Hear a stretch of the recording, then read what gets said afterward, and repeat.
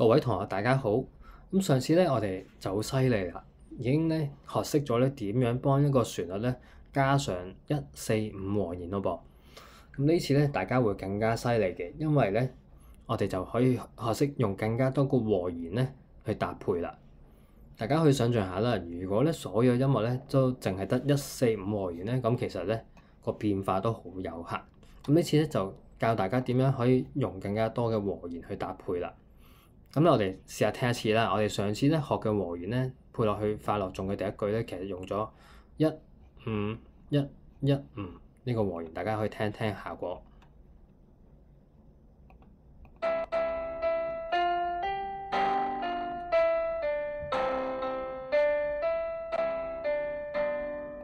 係啦。咁其實咧，大家要記得上一次咧，我哋搭配和弦嘅一個原則啦。就係咧個旋律裏邊咧，主要有啲乜嘢音咧，我哋就搭翻相關嘅和弦，咁加起嚟咧就會比較夾啲。好啦，咁所以咧，我哋上次咧用145，大家仲記唔記得一啲和弦係未用過嘅？咁例如呢個啦，維化啦，2 chord，跟住咪數 T 喎，跟住咧仲有咩啊？就係拿到咪啊！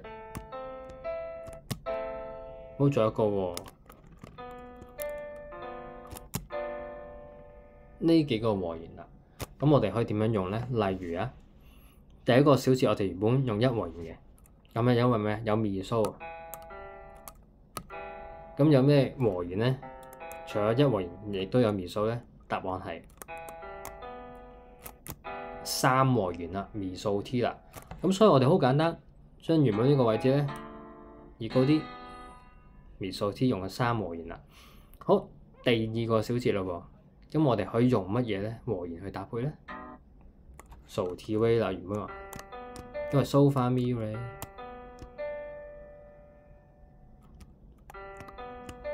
咁我哋可以咧試下用呢個7和弦。So Fa，因為有化啦，有 Re 啦。咁我哋就將佢移高啲啦。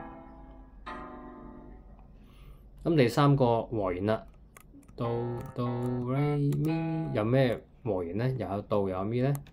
答案係，咁我可以將佢搬落去喎，搬低啲。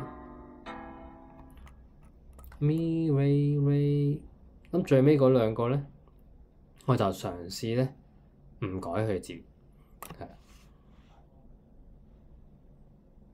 唔係喎，都可以喎。咁我咧就因為之前係用手動嘅，咁而家我就成個拆咗佢先。Mi Re Re， 我又嘗試下咧用6和弦，即係拿到咪啦。因為拿到咪 Re Re， 第二個 Re 咧，我會用可能維化啦，即係2和弦啦。咁聽下個效果係點先？即係唔一定啱或者唔一定錯嘅，咁啊多個選擇。咁大家聽一次個效果咯喎，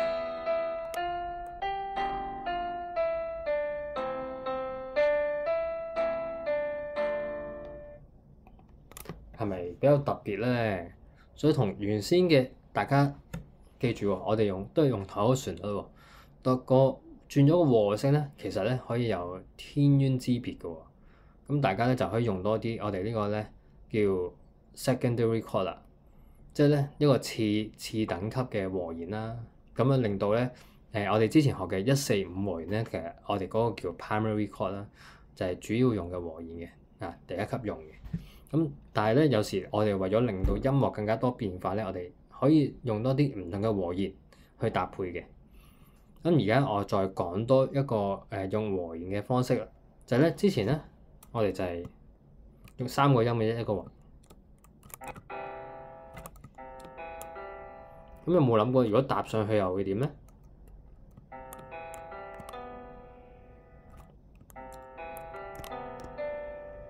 咁樣搭上去係咪都幾好聽啊？但係聽起嚟咧可能會有少少碰撞嘅。咁通常咧我哋加上咧可能比較一啲浪漫時期開始咧，去到而家流行曲，去到爵士音樂咧，我哋都會用好多咧呢啲再加上去疊加上去嘅，我哋叫 extension 啦，一啲延展嘅和弦啦。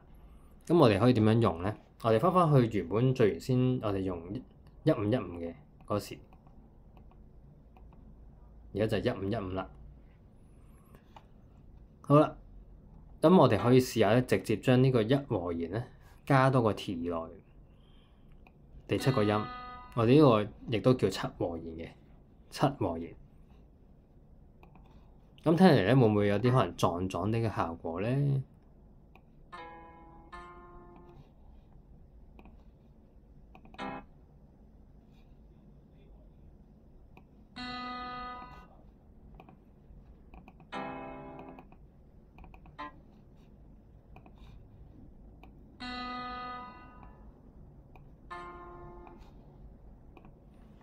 好，大家聽下個效果又會係點喎？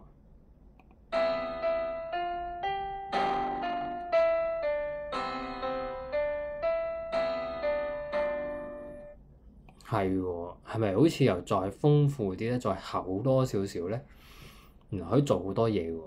咁而家我哋再嘗試做多一步喎。咁係咩咧？係下低加，即係又有拿到咪，又有度咪蘇 T，好似咧疊埋咗啲和弦咁樣。咁咧應該聽嚟就更加厚啦。咁我再試下加多個啦。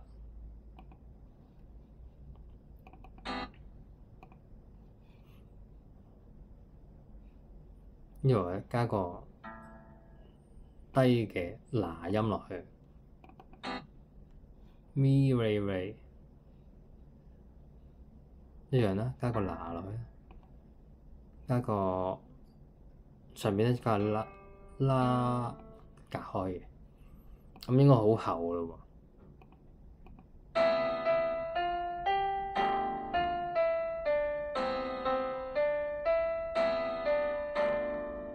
係啦，咁咧我哋叫呢個可能聽嚟會比較叫 bulky 啲嘅，比較臃腫少少。咁啊睇下，你係咪想表達一個咁嘅一個感覺？唔係嘅話咧，就未必需要疊到咁多嘅，或者咧你可以第一次出現嘅時候咧，個旋律可能單調啲，個和聲簡單啲。慢慢咧，可能你再發展嘅時候咧，再加多啲，最尾又可以變到好簡單。咁呢個亦都係一個表達一個變化嘅手法。記住咧，我哋音樂咧並唔係咧要成首一成不變嘅，我哋更加咧講求咧，中間點樣變化咧？係啦，就好似咧大家從幼稚園去到小學都唔同咗啦，小學再大個啲又唔同咗啦，再去到遲啲大人又會點咧？所以咧音樂咧其實就好似咧講緊你自己嘅一個變化嘅過程。咁呢啲變化過程咧，我哋並不是一定要擺到好多嘢落去嘅，我哋可以從簡單開始，簡單變化加多啲，再減少咁樣啦。好，呢次同學仔好犀利啦，已經學咗一啲咧，其實可能5級甚至乎8級先會識嘅一啲樂理嘅知識啦。咁咧可以幫助大家咧喺音樂嘅表現力上面咧可以有更加多嘅變化。咁下次咧，我哋就會講一講呢個其他嘅一啲音樂嘅概念啦。好，下次見，拜拜。